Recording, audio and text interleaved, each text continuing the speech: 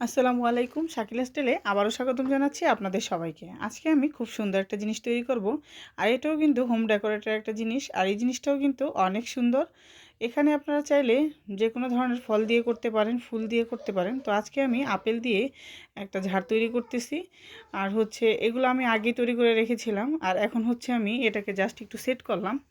তো প্রথমে আমি 4 ঘর বাদ দিয়ে দিয়ে সমান মিডলে একটা প্রথমে আমি একটা আপেল আর কি সমান মাঝখানে গেঁথে নিয়েছি। তারপরে হচ্ছে ওইটার নিচে একদম সমান করে, আর এটার লেন্থ আপনারা চাইলে আরও বড় দিতে পারেন, কোনো সমস্যা নাই। তো আমি এখানে এই যে দেখেন 4 ঘর বাদ দিয়ে দিয়ে আর কি গ্যাপে গ্যাপে একটা করে আপেলের মালা ঝুলিয়ে দিলাম। আর এখন হচ্ছে এখানে এই কর্নারে এনে তারপরে জোরে টাইট করে একটা গিট দিয়ে দেব। আর এই পুঁতির জিনিসগুলা কিন্তু অনেক সুন্দর লাগে, আর দেখতে যেমন সুন্দর, আর এটা কিন্তু ঘরের সৌন্দর্য আরও বাড়িয়ে তোলে। ঘরের যে কোনো একটা কর্নারে রাখলে ওই কর্নারটা কিন্তু একদম ফুটে ওঠে। তো এই যে দেখেন আমি এখানে একটা টাইট করে একটা গিট দিয়ে দিলাম। আর হচ্ছে প্রথমেরটা একটু বড় দিয়েছি, তারপরেরটা আরেকটু ছোট দিয়েছি, তার পাশেরটা আরেকটু ছোট দিয়েছি, মানে জাস্ট দুইটা করে পুঁথি আর কি কম নিয়েছি।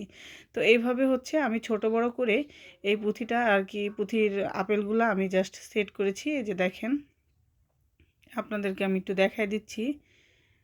এই যে এই ঘরটা এখন পুরোটা ঘুরায়ে তারপরে হচ্ছে সুতাটা কেটে ফেলবো, কারণ সুতাটা একটু বেশি বড় নিয়েছিলাম। আর এখন হচ্ছে সুতাটা আমি ছুটিয়ে ফেলবো। আর এই মালাটা কিন্তু পুরোটাই আমি একটা চারের ঘর দিয়ে করেছি। এই যে দেখেন এখন কিন্তু এটা একদম মানে পারফেক্ট, মানে পুরো হয়ে গেছে। আর এই যে দেখেন নিচেরটা একটু বড় দিয়েছি, তারপরটা একটু ছোট দিয়েছি। আর এখন হচ্ছে এখানে আমি একটা ঘর করব। তো এই ঘরটা হচ্ছে আমি প্রথম ভাবলাম যে ক্রস দিয়ে করি, মানে মালাটা যেভাবে করা হয়েছে ওইভাবে, কিন্তু ক্রস দিয়ে আর কি আগে করব, দেখি যদি সুন্দর লাগে তাহলে করব, আর না হয় অন্যভাবেই করব। তো হচ্ছে আমি ক্রস দিয়ে কয়েকটা ঘর আগে করে নিচ্ছি। এই যে দেখেন দুই পাশে দুইটা পুঁথি দিয়ে মাঝখানে একটা দিয়ে তারপরে হচ্ছে আমি একটা ক্রস দিয়ে দিচ্ছি। এতে করে হচ্ছে এই যে দেখেন একটা চার কোণা একটা ঘর হয়। তো এই ঘরটা এই যে দেখেন এই ঘরটা দিয়েই কিন্তু পুরো রিংটা তৈরি করেছি। আর এখন হচ্ছে এই যে ফাইনালি আমি আর নেব না। তারপরে দেখলাম যে ওইটা সুন্দর লাগতেছিল না, তাই ভাবলাম মাঝখানে একটা গ্যাপ রেখে দুই পাশের পুঁথির সাথে এভাবে মালার মতো করে দিই। তারপর হচ্ছে আমি এইভাবেই একটা আংটার মতো বানিয়ে ফেললাম। আর এটা কিন্তু হচ্ছে পুঁথিও কম লাগলো, আর ওইভাবে পুঁথি একটু বেশি লাগতো। আর এটা হচ্ছে আপনি সুন্দর করে যে কোনো একটা কর্নারে সাজিয়ে রাখতে পারবেন। আর ওটা একটু বেশি মোটা হয়ে যেত, এতে মোটা করে লাভ নেই, এতে পুঁতিটা নষ্ট হয় বেশি। তো যাই হোক ফাইনালি আমার এটা কিন্তু একদম কমপ্লিট হয়ে গেছে আলহামদুলিল্লাহ।